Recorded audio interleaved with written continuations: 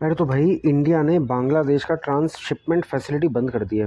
तो भाई होता क्या है, जल्दी समझ लेते हैं। देखो भाई, सोचो बांग्लादेश को अपना माल, एक्सपोर्ट्स गुड जो होते हैं, जो एक्सपोर्ट कर रहे हैं, वो नेपाल, भूटान या म्यांमार भेजना हो, है ना। अब उसके पास अपना डायरेक्ट रूट तो है नहीं। तो इंडिया अलाउ करता था कि भाई देखो बांग्लादेश, आप अपना माल इंडिया के रास्ते भेज सकते हैं, है ना, जिसे हम ट्रांसशिपमेंट कहते हैं।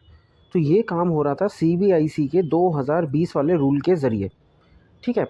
तो अब हुआ क्या, तो इंडिया ने अभी हाल फिलहाल में ट्रांसशिपमेंट फैसिलिटी टर्मिनेट कर दी, जो जिसके थ्रू बांग्लादेश जो था नेपाल, भूटान, म्यांमार में अब नहीं भेज पाएगा। ये सडन मूव हुआ क्यों भाई, क्यों?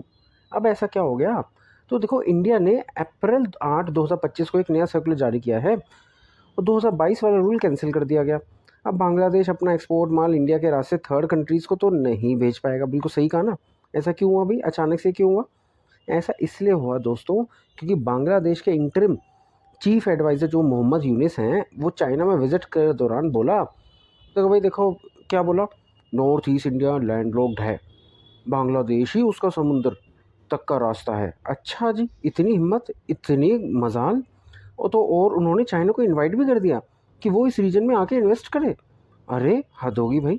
तो इंडिया को लगा कि भाई देखो, बांग्लादेश चाइना के थ्रू इंडिया के सेंसिटिव एरियाज़ में घुसने की प्लानिंग कर रहा है, खासकर चिकन नोक नेक कॉरिडोर जो है, सिलिकोरी कॉरिडोर है ना। तो इंडिया ने भी करारा जवाब तो दिया है, बिल्कुल बढ़िया वाला।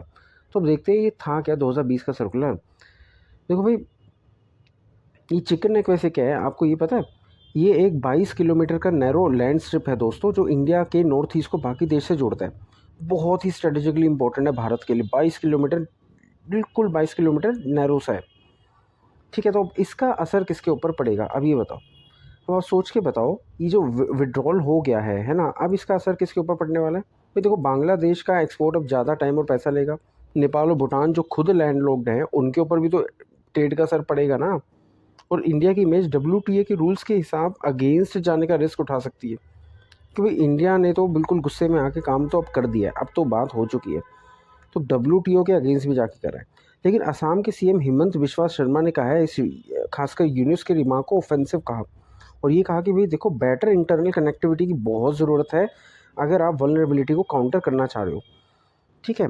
तो इसका असर तो हम हमें पता है भाई, बांग्लादेश के ऊपर तो पड़ेगा ही पड़ेगा, क्योंकि बांग्लादेश के जो एक्सपोर्टर्स हैं वो ज़्यादा से ज़्यादा कॉस्ट, उनकी ज़्यादा कॉस्ट लगेगी, डिले उनके ऊपर रहेगा, काफ़ी ज़्यादा रिस्ट्रिक्शंस उनको फ़ील करनी पड़ेगी, रिस्ट्रिक्टेड ट्रांजिट हो जाएगा, खासकर नेपाल भूटान के ऊपर असर पड़ेगा, है ना। तो ये सारी दिक्कतें तो आ रही हैं। तो डब्ल्यूटीओ का ये क्या आर्टिकल है जो कि मतलब हमें बार बार हमें याद दिलाएगा कि इंडिया ने क्या करा है या फिर बांग्लादेश क्या करने की सोच